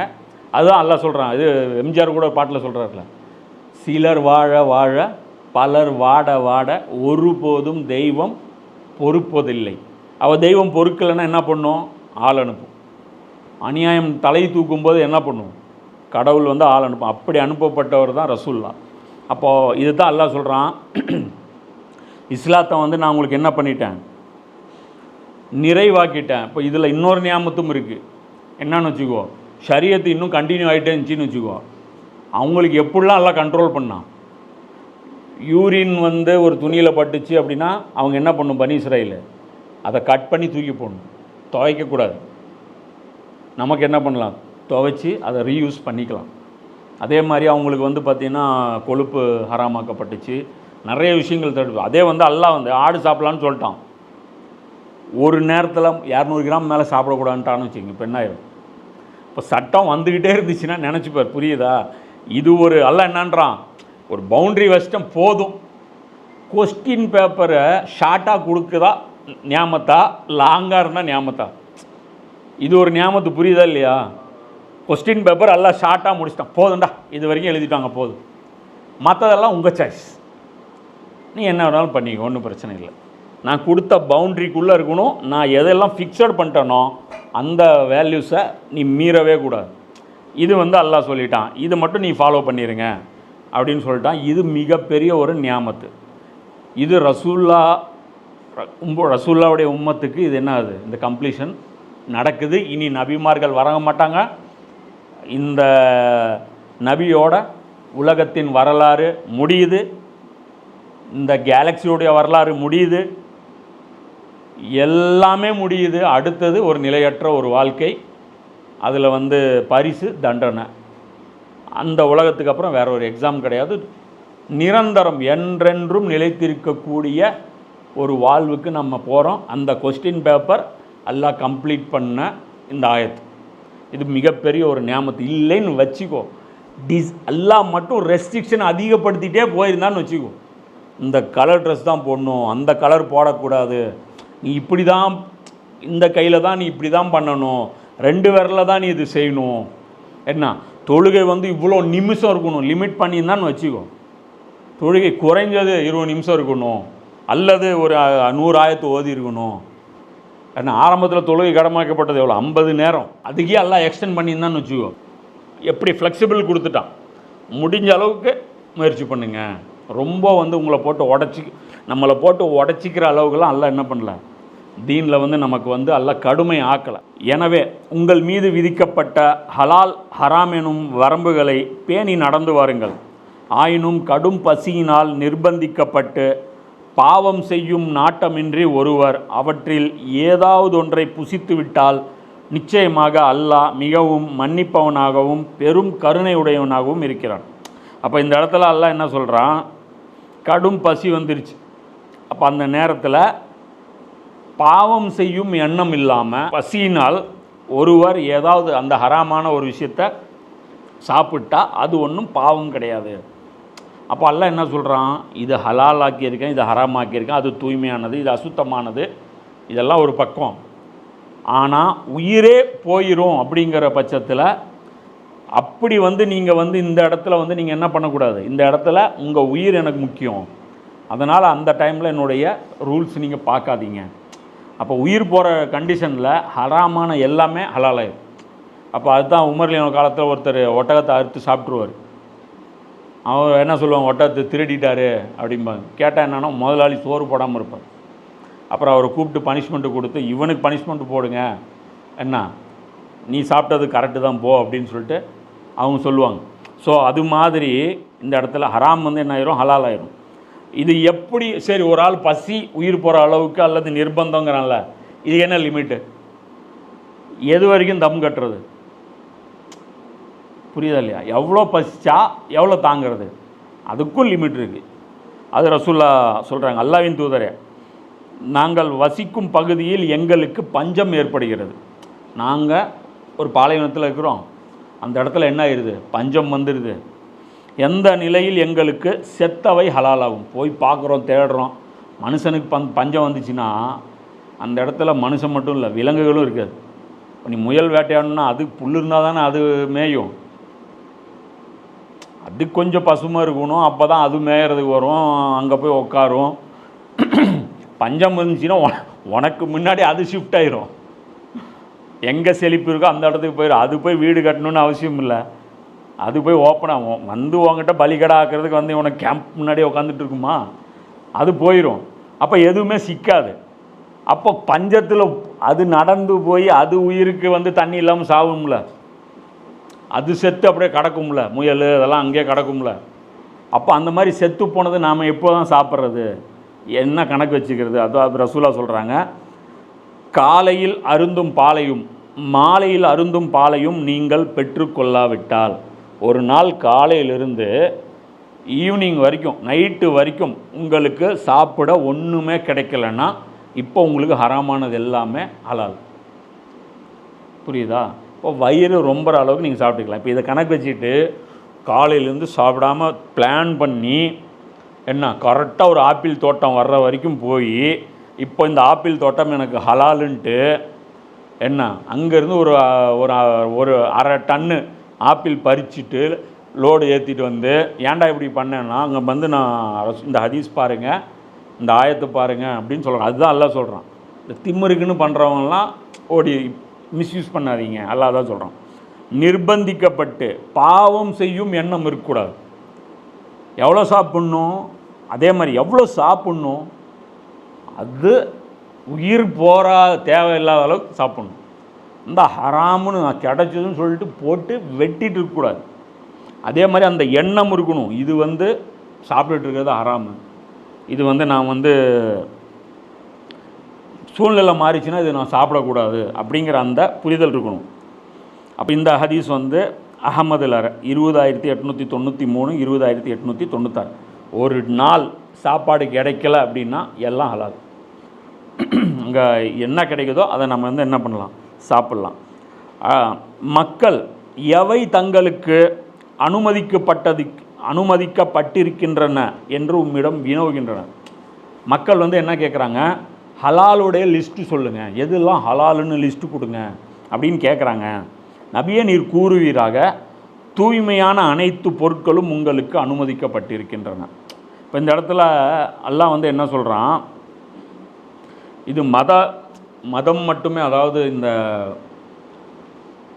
ஆன்மீகவாதிகள் இருக்காங்களே அவங்களுடைய அந்த இதே மைண்ட் செட்டே எப்படி இருக்குன்னா, இது அபச்சாரம், அது அபச்சாரம், இது செய்யப்படாது, அது செய்யப்படாதும்பாங்க, என்ன இது மக்குரு, அது இதுன்னு சொல்லிட்டு ஒரு லிஸ்ட்டு பெருசாக வச்சுட்டே இருப்பாங்க. எப்போ பாரு அவங்க வந்து பார்த்திங்கன்னா அது தொடக்கூடாது, இது தொடக்கூடாது. அவங்கள பார்த்தீங்கன்னா ரெஸ்ட்ரிக்ஷன் அதிகமாக விரும்புவாங்க. அவங்க மக்களுக்கு வந்து எப்பயுமே அவங்க ரெஸ்ட்ரிக்ஷன் சொல்லிட்டே இருப்பாங்க. இந்த ஹஜ்ஜுக்கு போனீங்கன்னா அந்த பரிகாரம் மட்டும் சொல்லுவாங்க பாரு, அது ஜிப்ரீல் அலைஹிஸ்ஸலாமே கேள்விப்பட்டிருக்க மாட்டார். அப்படியாப்பட்ட விபரீதமான பரிகாரம்லாம் இருக்கும். என்ன டெய்லி ஆடு அறுத்தாங்க அங்கே இவர் சாப்பிட்டுட்டு என்ன ஆச்சு அப்படின்னா, டெய்லி ஆடு ஃப்ரிட்ஜு ரொம்பிருச்சு, எங்களால் முடியல, எல்லாம் போன கிலோ கணக்கில் ஈரல் வச்சுருக்கான் ஃப்ரிட்ஜில் அஜீசியால். என்னடா அப்படின்னு பார்த்தா, என்னடா உங்களுக்கு பக்ரீத் இப்பயே ஆரம்பிச்சிருச்சா அப்படின்னா, இல்லைங்க பரிகாரம். என்ன பண்ண, தலையை சொரிஞ்சிட்ட முடி 2 கையில் வந்துருச்சு, பரிகாரம். என்ன நகம் வந்து அப்படியே உடஞ்சிருச்சு, பரிகாரம். என்ன தெரியாமல் ஏதோ ஒன்று பட்டுருச்சு, சோப்பு, பரிகாரம். இப்படி அதுவும் என்ன ஏறாமும் கிடையாது, ஒன்றும் கிடையாது. உம்ரா முடிஞ்சு அதுக்கப்புறம் நார்மல் ட்ரெஸ்ஸுக்கு வந்துட்டாங்க. வந்தாலும் அவங்க கண்டினியூஷன் ஆகிட்டே இருக்குது அவங்களுடைய லிஸ்ட்டு. ஏன்னா ஹஜ்ஜுக்குள்ளே இருக்காங்களாம். அந்த நீயத்தில் மறுபடியும் அவங்க 8ஆம் தேதி தான் உள்ளே போகிறாங்க ஹஜ்ஜுக்கு. ஆனால் இவங்க வந்துட்டு இல்லை, இங்கே 40 நாள் உனக்கு சேர்த்து தான் ஹஜ்ஜு. கடைசியாக ஏர்போர்ட் வரைக்கும், ஏர்போர்ட் பாத்ரூம் வரைக்கும் அவங்களுக்கு ஹஜ்ஜு தான். என்ன போர்டிங் பாஸு முதற்கொண்டு அவங்களுக்கு பரிகாரம் தான். அப்போ தான் மௌலானா இசாக் மதனி வந்து ஒரு பயானில் வந்து சொல்லுவார், இப்படி ஒரு ஒரு ஒரு ஆலிம் வந்து சொல்லிட்டு இருந்தாராம் ஹஜ்ஜுடைய முறைகள் அப்படின்ட்டு. என்ன இருக்குது அப்படின்னா, இதுக்கு பரிகாரம், அதுக்கு பரிகாரம், இப்படி பண்ணியா பரிகாரம், அப்படி பண்ணால் பரிகாரம் அப்படின்னா, ஒருத்தர் எந்திரிச்சு கேட்டார், அப்போ நீங்கள் சொல்கிறதுனா பார்த்தா ஒரு டெம்போ நிறைய ஆட்டோட தான் நான் ஹஜ்ஜுக்கு போக மாட்டேங்குது, நீங்கள் சொல்கிற அளவுக்கு ஸ்ட்ரிக்டாக ஃபாலோ பண்ண முடியாது அப்படின்ட்டு. அதுதான் அவர் சொல்ல, ஒன்றும் கிடையாது, முடி நீக்கினா மட்டும்தான் மோஸ்ட் ஆஃப் த இது பரிகாரம். அதுவும் வந்து ஏராமுடைய அந்த நிலையில் தான். ஏராம் அந்த போனோன்னே உம்ரா பண்ணிவிட்டு ஏராம் கலைஞ்சிருவாங்க. ஸோ எந்த பரிகாரமும் தேவைப்படாது. மறுபடியும் 8ஆம் தேதியிலேருந்து தான் ரெஸ்ட்ரிக்ஷன் வந்து ஸ்டார்ட் ஆகும். அப்போது இது அல்லாஹ் என்ன சொல்கிறான், இது ஒரு சைக்காலஜி, இந்த மதவாதிகளுக்கே இருக்கிற சைக்காலஜி.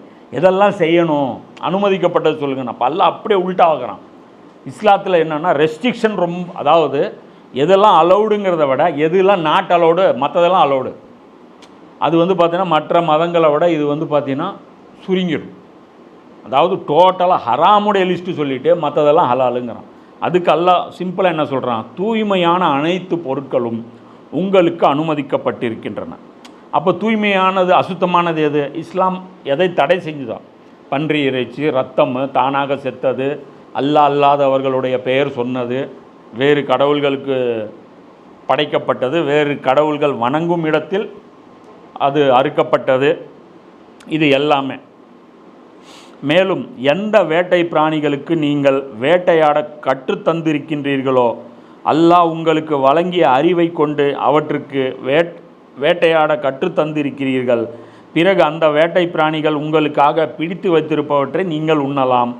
ஆயினும் அவற்றின் மீது அல்லாவின் பெயரை உச்சரியுங்கள். இன்னும் அல்லாவின் சட்டங்களுக்கு மாறு செய்ய அஞ்சுங்கள்.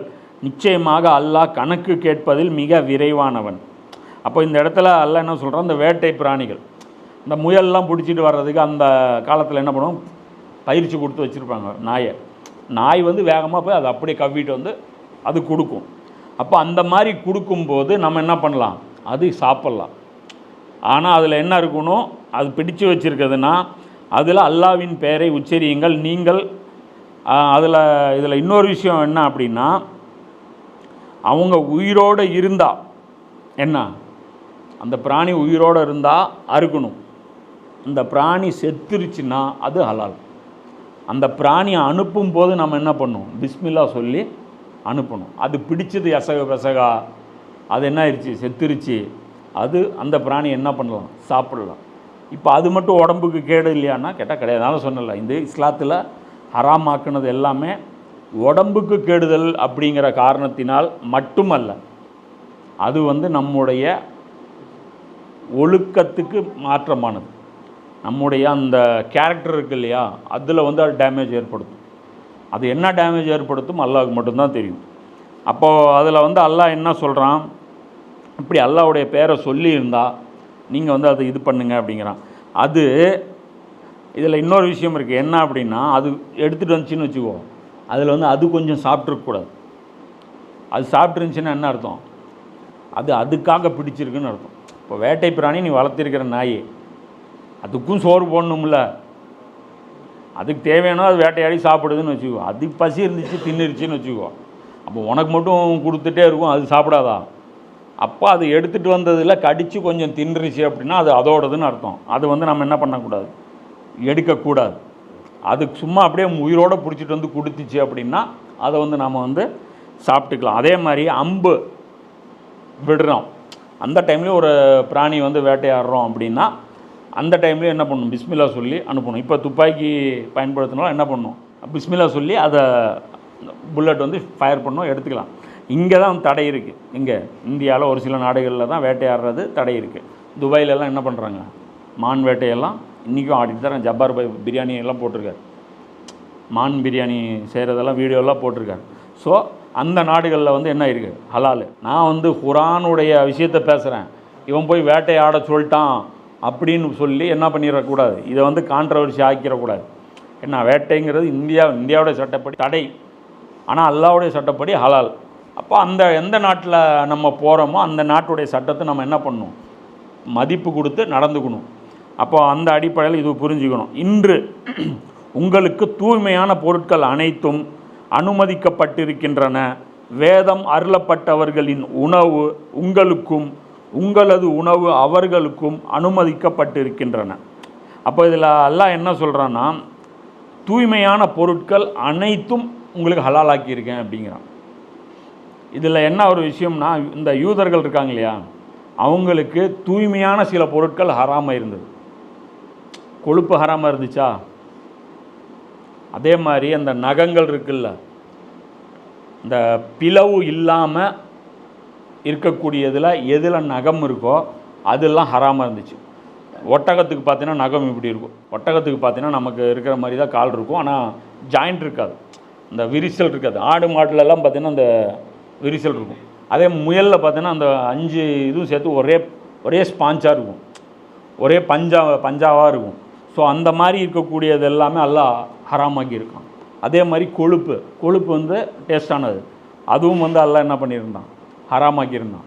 இப்போ அல்லாஹ் சொல்கிறான், தூய்மையான பொருட்கள் எல்லாம் இன்றைக்கி ஹலால். இப்போ இதில் அல்லாஹ் என்ன சொல்கிறான், வேதம் அருளப்பட்டவர்களின் உணவு உங்களுக்கு ஹலால், உங்களது உணவு அவர்களுக்கும் அனுபவிக்கும். அப்போ வேதம் கொடுக்கப்பட்டவர்களை அல்லாஹ் புரிய வைக்கிறான். அட முட்டாள்களாக, இத்தனை வருஷமாக ரெஸ்ட்ரிக்ஷன் வாங்கிட்டு இருக்கிறீங்க, இவர் தான் உங்களுடைய ரசூலு, இவரை ஏற்றுக்குங்கடா. பாரு, நான் இதுக்கு முன் சென்ற வேதங்களில் ரசூல்லாவை பற்றி அந்த வேதங்களில் என்ன சொல்லியிருக்காங்க, அதில் இதே மாதிரி டெஃபினேஷன் வரும். என்னன்ட்டு, நபி ஸல்லல்லாஹு அலைஹி வஸல்லம் அவர்கள், அதாவது ரசூலை பற்றி எப்படி வரும்னா, இறுதியாக ஒரு நபி வருவார், அவர் உங்களுக்கு தூய்மையானவற்றை தடை செய்யப்பட்டதை நீக்குவார், உங்கள் மேலே இருக்கக்கூடிய தடைகளை நீக்குவார் அப்படிமா. இப்போ இந்த இடத்துல ரசூலா என்ன பண்ணிட்டாங்க, இப்ராஹிம் நபியோடைய தீனில் இன்றைக்கி என்ன ஆயிடுச்சு, கொழுப்பு ஹலால் ஆயிடுச்சு. இப்போ இவங்க மட்டும் இந்த தீனை ஃபாலோ பண்ணாமல் இருக்காங்க, புரியுதா? அப்போ அதனால் அல்லாஹ் இது சொல்கிறான். அதே மாதிரி இந்த வேதம் கொடுக்கப்பட்டவர்கள் இருக்காங்களே, யூத கிறிஸ்தவர்கள், இவங்க அறுத்தது எப்படி சாப்பிட்லாமா அப்படின்னா அதுக்கும் கண்டிஷன் இருக்கணும். ஏன்னா அல்லாஹ் என்ன சொல்கிறான், தூய்மையான பொருட்கள்னு சொல்லிட்டான். அப்போ தூய்மையான பொருட்கள் வேதம் கொடுக்கப்பட்டவர்கள் கொடுத்தா சாப்பிடலாம். வேதம் கொடுக்கப்பட்டவர் ஒரு பிராணியை அறுக்கிறார், அது நாம் அல்லாஹ்வுடைய பேர் சொல்லி தான் ஒரு அறுக்கிறார்னு வை, அது நம்ம சாப்பிட்லாம். அல்லாஹ்வுடைய பேர் சொல்லலை, அல்லது அல்லாதவர்களின் பெயர் சொல்லப்பட்டா அந்த இது வந்து என்ன பண்ணக்கூடாது, நாம் சாப்பிடக்கூடாது. அந்த உணவும் அந்த பிராணியும் தூய்மையாக இருக்கணும். பண்ணி கொண்டாந்து அல்லாவுடைய பேர் சொல்லி அறுத்தா சாப்பிட முடியாது. அந்த பொருளும் தூய்மையாக இருக்கணும், அதே மாதிரி அறுக்கப்பட்ட முறையும் தூய்மையாக இருக்கணும். இது 2 கண்டிஷன் இருக்கணும். அப்போ இதிலே சில நமக்கு தெரியாத ஒரு விஷயம், ஒரு முஸ்லீம் இருக்கிறார், அவருக்கு வந்து பிஸ்மில்லா சொல்லி அறுக்கிறதுன்னு தெரியாது. இப்போ அவர் அறுத்துட்டார், இது சாப்பிட்லாமா? சாப்பிடலாம். சொல்லலை, பிஸ்மில்லா சொல்லலை, புரியுதா? சாப்பிட்லாமான்னா சாப்பிட்லாம். இதுக்கு ஹதீஸ் இருக்குது. நபி ஸல்லல்லாஹு அலைஹி வஸல்லம் சொல்கிறாங்க, ஒரு கூட்டத்தார் நபி ஸல்லல்லாஹு அலைஹி வஸல்லம் அவர்களிடம் சிலர் எங்களிடம் இறைச்சி கொண்டு வருகிறார்கள். அவங்க சொல்கிறாங்க, சிலர் வந்து கிராமத்தில் வராங்க, இறைச்சி கொண்டு வராங்க. அதை அறுக்கும்போது அல்லாஹ்வின் பெயர் கூறப்பட்டதா இல்லையா என்று எங்களுக்கு தெரியாது. அவங்க சொன்னாங்களா சொல்லலையா, அவங்களுக்கு நாலேஜ் இருக்கா தெரியாது. ஆனால் புதுசாக இஸ்லாத்தை எழுத்திருக்காங்க, ஆர்வமாக எடுத்துகிட்டு வர்றாங்க. இப்போ நம்ம என்ன பண்ணுறது கேட்குறாங்க. அப்போ ரசூலுல்லாஹ் சொல்கிறாங்க, நீங்கள் அதன் மீது அல்லாஹ்வின் பெயர் சொல்லி உண்ணுங்கள், நீங்கள் பிஸ்மில்லா சொல்லி சாப்பிட்டுக்குங்க அப்படிங்கிறாங்க. அப்போது அது ஹதீஸில் என்ன வருது, கேள்வி கேட்ட கூட்டத்தார் இறை மறுப்பை அப்போது தான் கைவிட்டு புதிதாக இஸ்லாத்தை தழுவியிருந்தார்கள். இது 5507. புரியுதா? இது வந்து புரிஞ்சுக்கணும் கிளியராக. அதே ஒரு முஸ்லீம் அல்லாத ஒருவர் அல்லாவுடைய பெயரை சொல்லி முறையாக ஹலாலாக இருக்கிறார், இப்போ இது சாப்பிட்லாமா கூடாதா? சாப்பிடக்கூடாது. புரியுதா? அல்லாவுடைய பெயர் வந்து எதுக்கு நீங்கள் சொல்கிறீங்க, அதான் புரியுதா? இப்போது இதில் வந்து கும்பமேளாவில் அப்புறம் இங்கே நிறைய சில கோயில்கள் அந்த சுற்றி இருக்கிற பகுதிகள் இருக்குது. இப்போ சமீபத்தில் ஒரு இஷ்யூ ஓடிட்டு இருந்துச்சு, நோ ஃபெய்த் நோ என்ட்ரி. நம்பிக்கையில் இல்லை, எதுக்கு வரீங்க? வராது. அங்கே வந்து கலாய்க்கிறதுக்கு கிண்டல் பண்ணுறதுக்கு வராதிங்க. அதனால தான் ஹரமில் என்ன பண்ணுறாங்க, நம்பிக்கை இருக்கிறவங்க வாங்க, வராதிங்க. என்ன ஜம்சம் கலராக ரீலு, காலில் அடித்தா குழந்தை தண்ணி வந்துடுச்சான், கீழே எங்கேருந்து கனெக்ஷன் வருதுன்னு எங்களுக்கு தெரியாதா, நலியிலேருந்து பைப்பு சப்ளை பண்ணிகிட்ருக்கிறீங்க, ஏதோ ஒன்று சொல்லுவோம். புரியுதா? இதெல்லாம் வந்து இப்ராஹிம் நபி காலத்தில் கட்டினாதான், இது இப்படியாம், இது பாலைவனமா, அது அப்படிமா, தேவையில்லை, நீங்கள் வரவே வராதிங்க. புரியுதா? அதே மாதிரி தான் நாமளும் அங்கே போகக்கூடாது. அங்கே போயிட்டு இது வந்து மூட நம்பிக்கை, அது அவங்க அந்தந்த மதத்துக்கு சின்னங்கள் இருக்குது. அந்த சின்னங்கள் வந்து அவங்க மதிக்கக்கூடியவங்களுக்கு அது புனித சின்னங்கள், அதை நாம் இழிவுபடுத்தக்கூடாது. புரியுதா? அதே மாதிரி அவங்களுடைய நம்பிக்கையை நாம் சிதைக்கக்கூடாது, நம்ம நம்பிக்கையை அவங்களும் சிதைக்கக்கூடாது. அதே மாதிரி அவங்கள வந்து நம்ம ஃபோர்ஸும் பண்ணக்கூடாது. அவங்க எதுக்கு பிஸ்மில்லா சொல்லி அறுக்கணும்? தேவையில்லை. புரியுதா? அதே ஒரு முஸ்லீம் பிஸ்மில்லாவே சொல்லலைனாலும் சாப்பிட்லான் இருக்கு. அப்போ இதில் இன்டென்ஷன் என்னன்னு புரியுதா? இங்கே அல்லாஹ்வும் நம்புகிறவன் பிஸ்மில்லாவோட அந்த சொல்லும்போது பிஸ்மில்லாவுடைய பர்பஸ் என்னன்னு புரியுதா? என்ன தெரியுமா? ஏன் பிஸ்மில்லா அல்லாஹ் சொல்கிறோம்? ஒரு உயிரை எடுக்கிறோம். அந்த உயிர் யாருது? அல்லாஹ் கொடுத்தது. அதுக்கு அந்த உயிரை எடுப்பதற்கு நமக்கு அனுமதி கிடையாது. அப்போ அல்லாஹ்வுடைய அனுமதியை வந்து நம்ம வாங்குகிறோம். அப்போ அந்த நினப்பு நமக்கு இருக்கும். பிஸ்மில்லா சொல்லும்போது, யா அல்லாஹ் நீ அனுமதிச்சனால இது எனக்காக, அதுவும் சாப்பிடுவதற்காக நீ படைக்கப்பட்ட ஒன்று. அல்லாஹ் சொல்கிறேன், உங்களுக்காக தான் படைச்சேங்கிறான். அந்த இது இல்லைனாலும் நம்ம சாப்பிடக்கூடாது. அது வாழ்கிறதுக்காக படைத்தேன் அப்படின்னா அதை தொடக்கூடாது. நீங்கள் சாப்பிட்றதுக்காக அதை வாழ வச்சேங்கிறான். அப்போ அதை சாப்பிட சொல்கிறான். அவங்களுக்கு தெரியுது, நல்லா ஆடு கொண்டாந்து கட்டுறி இல்லை, அவங்களுக்கு தெரியும் நாளைக்கு அறுக்க போகிறாங்கன்ட்டு. நேற்று வரைக்கும் பட்டியில் வச்சுருந்தாங்க, அதான் சாப்பாட்டு ஜாலியாக இருந்துச்சு. இன்றைக்கி என் டைம் வந்துருச்சு. அப்போ தான் இன்னொரு ஆடு முன்னாடி ரசூல்லா இன்னொருத்தர் அடுக்கும்போது, ஏன் 2 வாட்டி சாவடிக்கிறீங்க? அதை அவங்களுக்கு அறிவு இல்லைன்னு நினச்சிட்டு இருக்கிற, எல்லாத்துக்கும் அறிவு இருக்குது. ஒட்டகம், ஆடு, மாடு எல்லாத்துக்கும் அறிவு இருக்குது. அல்லாஹ்வுடைய பேச்சுக்கு கட்டுப்பட்டு நமக்கு அடங்கி நடக்குது. இவங்கிட்ட நீங்கள் உங்கள் வேலையை காட்டாதீங்கன்னு நல்லா சொல்லிடுது. வானம் பூமியெல்லாம் கட்டுப்பட்டு, அதாவது இங்கே இருக்கக்கூடிய பொருட்கள் நமக்கு சஜ்தா பண்ண வச்சான்லாம். ஸோ அதனால் வந்து இது அனுமதிக்கப்பட்டிருக்கு. ஸோ இப்போ இதை பார்க்கும்போது என்ன தெரியும், சில பேருக்கு இங்கே இப்போ நம்ம இந்து கிறிஸ்தவர்கள் கலந்துருக்கக்கூடிய என்னென்னா, உங்காலும் பிஸ்மில்லா சொல்லலைனாலும் சாப்பிடுவீங்க, எங்காலும் பிஸ்மில்லா சொன்னால் கூட சாப்பிடுவீங்க, அவ்வளோ வன்மம் உங்களுக்கு. அப்படின்னா இது வந்து நம்பிக்கை சார்ந்தது. இங்கே அல்லாஹ்வை நம்புகிறவங்க, இது அல்லாஹ்வுடைய படைப்புன்னு நம்புகிறவங்க, அவங்க அறுத்தா மட்டும்தான் எங்களுக்கு தூய்மையானது. அது எப்படி அசுத்தமாகவும் தெரியாது. இப்போ நம்ம சயின்டிஃபிக்கலாக போகக்கூடாது. எப்பயும் சயின்டிஃபிக்கலாக போகும். அது இந்த கழுத்து நரம்புலேருந்து ஃபுல் ரத்தம் வெளியே போகுது அப்படின்னு. அப்போ முஸ்லீம் அல்லாதவர் பிஸ்மில்லா சொல்லி அறுத்தாலும் ஃபுல் ரத்தம் வெளியே போகும். அப்போ சாப்பிட்லாமா? அது சயின்டிஃபிக்கலாக அதே கிரேடில் தான் இருக்கும். சாப்பிடக்கூடாது. ஏன்? அது நமக்குள்ள ஒரு நயவஞ்சகத்தனத்தை உருவாக்கும். அது நமக்கு என்ன டேமேஜ் ஏற்படுத்தும்னு தெரியாது. ஏன்னா அந்த டேமேஜை பார்க்குற ஸ்கேனு நம்மக்கிட்ட இல்லை. அல்லாஹ் சொன்னதுன்னு அசுத்தம்ட்டான்ல, கண்டிப்பாக நமக்கு அதில் தீங்கு இருக்கும். புரியுதா? ஸோ அந்த மாதிரி இருக்கிற பட்சத்தில் இது கரெக்டாக புரிஞ்சுக்கணும். இந்த விஷயத்தில் இது ஒரு சிக்கல் இருக்குது. ஏன்னா நிறைய பேருக்கு இது தெரியல. முஸ்லீம் அறுத்துட்டா முஸ்லீம் தெரியல, அவன் இன்னோசென்ட்டாக இருக்கான், அவனுக்கு தெரியல அப்படிங்கிற பட்சத்தில் அது மாதிரி சாப்பிட்லாம். மற்றவர்கள் பிஸ்மில்லா சொல்லி அறுத்தா கூட சாப்பிடக்கூடாது. இது ஓரவஞ்சனைக்காக அல்லாஹ் சொல்லப்பட்டது கிடையாது.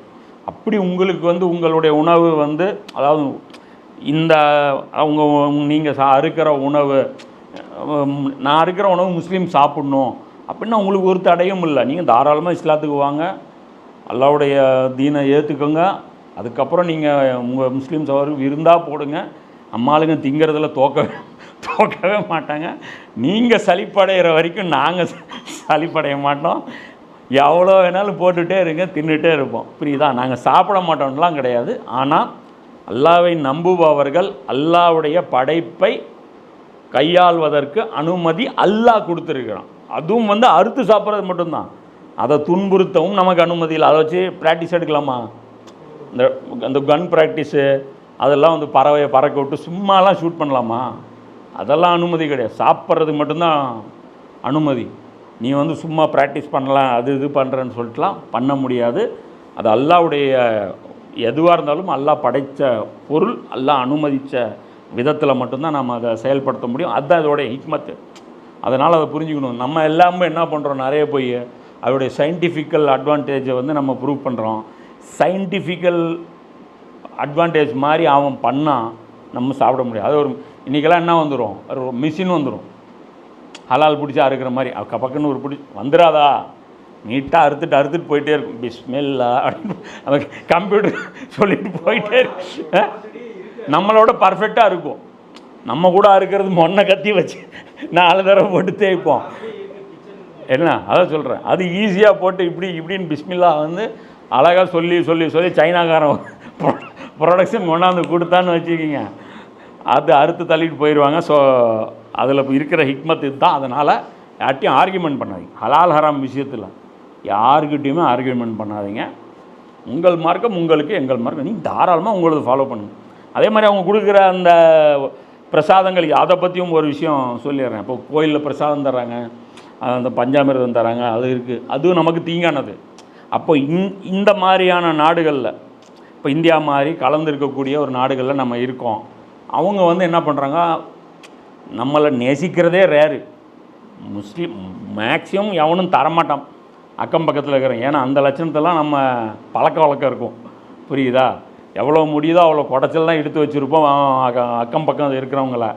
அதையும் மீறி ஒருத்தன் வந்துட்டான்னு வச்சுக்கோங்க, அப்போ நம்மளுடைய இந்த வேற காட்டுறது ரிலீஜியஸ் நோ இதெல்லாம் நாங்கள் டச் பண்ண மாட்டோம். அந்த திமிரெலாம் பண்ணக்கூடாது. என்னையை கேட்டால் அந்த இடத்துல நம்ம சாப்பிட மாட்டோம் தான். அவங்க கொடுக்குறாங்கள வாங்கி வச்சிருங்க. புரியுதா? அங்கே மற்ற முஸ்லீம் அல்லா சகோதரர்கள் யாராவது இருப்பாங்க இல்லையா, நமக்கு தெரிஞ்சவங்க, வேலை செய்கிறவங்க யாராவது இருப்பாங்க இல்லையா, அவங்கக்கிட்ட கொடுத்து அதை அவமதிக்காமல் கொடுத்தோம். அவங்க மனசு வருத்தப்படும் இல்லையா. வாங்கிறது ஹராம் கிடையாது, சாப்பிட்றது தானே ஹராமு. புரியுதா? அப்போ அந்த இடத்துல நம்ம என்ன பண்ணலாம், அந்த மாதிரியான விஷயங்கள் வரும்போது கொஞ்சம் அந்த ஆயுத பூஜை வருது, பொறி கொடுக்குறாங்க, என்ன பண்ணாங்கன்னு தெரியல, படைச்சாங்களா படைக்கலையா தெரியல, டவுட்டாக இருக்குது, என்ன பண்ணலாம், அப்படியே வாங்கி அப்படியே வச்சுட்டு வேறு யாராவது நமக்கு தெரிஞ்ச குழந்தைங்க யாராவது நீங்கள் சாப்பிட்டுக்குங்க அப்படின்னு சொல்லிவிட்டு அப்படி ஹேண்டில் பண்ணிட்டு போயிடலாம். அந்த இடத்துல போய் நம்ம என்ன பண்ணுறோம், அவங்க மனசை நோகடிக்கிற மாதிரியான விஷயங்கள் நாம் பண்ணக்கூடாது. இது வரைக்கும் போதும். இன்ஷா அல்லாஹ் அடுத்த வசனங்கள் நாளை இருந்து பார்ப்போம். வாஹித் தாவான் அனில் அல்ஹம்துலில்லாஹி ரப்பில் ஆலமீன்.